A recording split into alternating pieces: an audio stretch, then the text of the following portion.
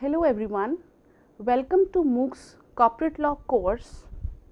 I am Vidhi Chadda, working as an Assistant Professor Law at WIPS, affiliated to IP University Delhi.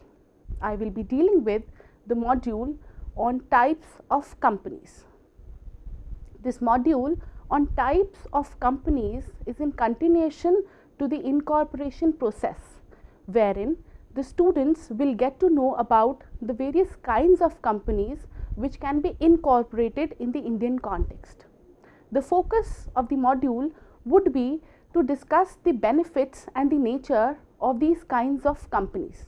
The module will further delve into the nature and functioning of these kinds of companies along with their procedural requirements for incorporation.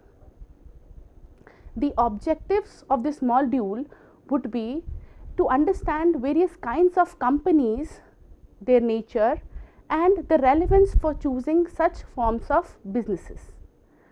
Further, it would make the students understand that what are the legal provisions and the regulatory framework governing these kinds of companies under the Indian company legislations. Also, on what basis these companies can be classified. Further, the differences in natures and kinds in their kinds can be enunciated. The learning outcomes of this module would be, that is, it will enable the students to understand various kinds of companies and their classification. It will make them understand the features of each of these kinds of companies along with the benefits of incorporating and choosing such forms of business structures, and they will understand the differences in their nature and structure of these companies. We will start with the introduction and overview of the module, that is, various business structures can come into existence and be opted for depending upon their size, nature, scope and membership in an organization. Incorporation makes an entity a distinct person in the eyes of law, having perpetual succession, power to acquire, hold, dispose of the property in its own name, to sue and be sued in its own name by virtue of Section 9 of the Companies Act 2013. The companies in India can either be incorporated under the Companies Act 2013 or under any previous legislations like the Companies Act 1956 and or under the special legislation prescribing for the setting up of these companies. The choice between incorporating a public company or a private company is generally based upon a number of factors like scale of operations, sources of funds, autonomy needed, flexibility of operations and such other kinds. These kinds of companies can be loosely categorized on, or rather classified on different bases. They can be classified on the basis of their incorporation. They can be either registered as a statutory company or a registered company. They can be classified on the basis of membership, like it can be a public company or a private company or a one-person company. They can be categorized on the basis of their liability, that is unlimited company, company limited by shares or company limited by guarantee or company or unlimited companies. Then there can be other companies like holding and subsidiary companies, government company, foreign company and few new types of companies which are introduced by the Companies Act 2013 like the associate companies, the dormant companies and so on. We will start with the statutory companies first, as they are constituted under a special act or legislation of the Parliament. They are not per se regulated by the Companies Act or companies legislation. That particular special legislation under which they are constituted sets out the powers, functions, the constitution, the regulatory procedures and other relevant requirements for governance of that particular statutory company. Companies like Life Insurance Corporation of India, State Bank of India are examples of statutory companies. Then there are registered companies, that is the kind of companies which can be incorporated and registered under the Companies Act 2013 or under any other previous company legislations like Companies Act 1956. These companies have to get themselves registered with the Registrar of Companies after compliance of the procedures which are stated under the company legislations. Section 3, subsection 1 of the Companies Act 2013 provides for the incorporation and registration of three kinds of companies, namely public company, private company and one person company. We will start with private companies first. Private company is a company which is incorporated with a minimum number of 2 members for carrying out any lawful activity. Earlier, under the previous company law, that is Companies Act 1956, there was a requirement of minimum authorized capital rupees 1 lakh, which has been done away with the coming of Companies Amendment Act of 2015, that requires the private company not to have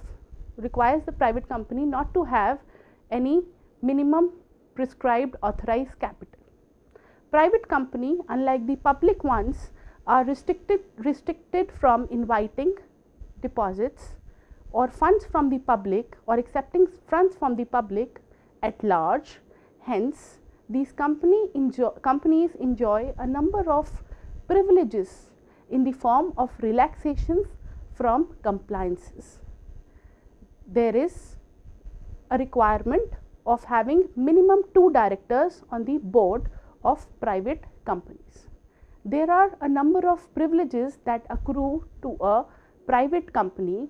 They can be that they are not required to appoint an independent director or a women director on their board.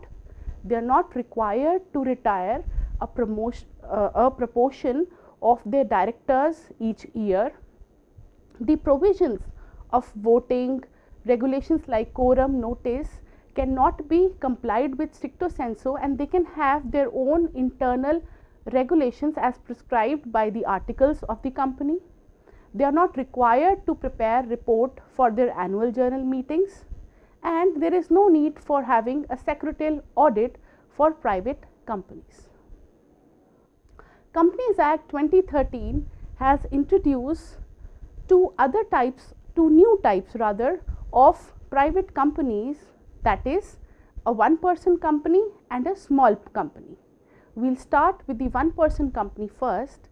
It is the new concept that is introduced, whereby a small or a micro entrepreneur can now be in a position to convert their proprietorship firm or a small unit into a corporate entity, a corporate setup, without worrying about a number of or rather complex compliance regime or procedural requirements which are set out under the company legislations. Upon a conjoint reading of section 2 subsection 62 and section 3(1)(c), it can be deducted that one person company is a type of a private company. Hence, one person company can be incorporated as a private company having one member and minimum one director. Section 3 subsection 2 defines a one person company as a company which has only one member, and one person company can be either constituted as an unlimited company, company limited by shares, or company limited by guarantee. In one person company, one member and another member called the nominee has to subscribe to the memorandum, or rather he has to indicate in the memorandum, and with his prior consent. The consent of the nominee is required in the written form, wherein he shall become the nominee of the company, and in the event of subscriber's death or incapacity to contract, they will become the member of the company. Rule 3 of the Companies Incorporation Rules 2014 further enumerates the rules governing the one person companies. in case the paid up share capital, at any time the paid up share capital of the one person company exceeds 50 lakh rupees and its average annual turnover increases 2 crore rupees, such company would not be entitled to continue as a one person company. That means above certain threshold limit, a one person company has to convert itself to some other form of business structure. There are a number of benefits which accrue to a one person company. They are that these kind of companies are not required to hold any annual general meetings or extraordinary general meetings. They are not required to appoint any independent directors on their board.